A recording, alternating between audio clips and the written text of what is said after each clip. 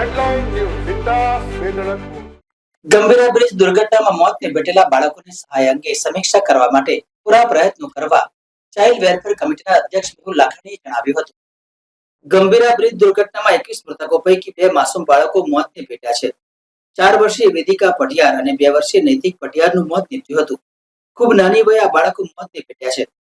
આશાસ્પદ બાળકો પરિવારનો સહારો બનતા, પરંતુ બ્રિજ દુર્ઘટનામાં બંને ખૂબ જ નાની વયે મોતને ભેટ્યા હતા. વડોદરા ચાઇલ્ડ વેલફેર કમિટીના અધ્યક્ષ મેહુલ લાખાણીએ જણાવ્યું હતું કે મૃતકોના પરિવારની સહાય આપવાથી સ્વજનની ક્યારેય ખોટ ન પૂરી શકાય, પરંતુ સોમવારે આ મુદ્દે બેઠકમાં સમીક્ષા કરીશું. હવે પરિવારને વધુમાં વધુ કેટલી સહાય મળી શકે તેની સમીક્ષા કરીશું. ચાઇલ્ડ વેલફેર કમિટી તેના પૂર્ણ પ્રયાસ કરશે તેમ જણાવ્યું હતું.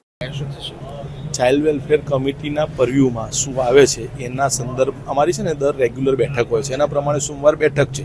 એ બેઠકની અંદર આ મુદ્દો લઈશું. આ મુદ્દાની અંદર અમારા પરવ્યુમાં જે કંઈ વિષય આવતો હશે એમાં પૂર્ણ પ્રયાસ રૂપે હું અને મારી સાથેના સાથી કમિટી મેમ્બર એવો પૂર્ણ પ્રયાસ કરીશું કે કંઈ બાળકોના પરિવાર સુધી વધુમાં વધુ સહાય પહોંચે.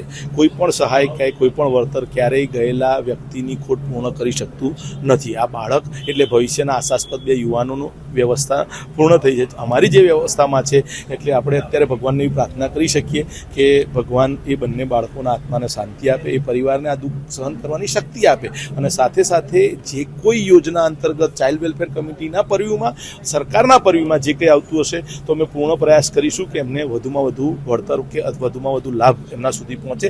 એ કુટુંબને આ દુઃખ સહન કરવાની શક્તિમાં અમે કંઈક ફૂલ નહીં તો ફૂલની પાકડી રૂપે ઉપયોગી થઈ શકીએ.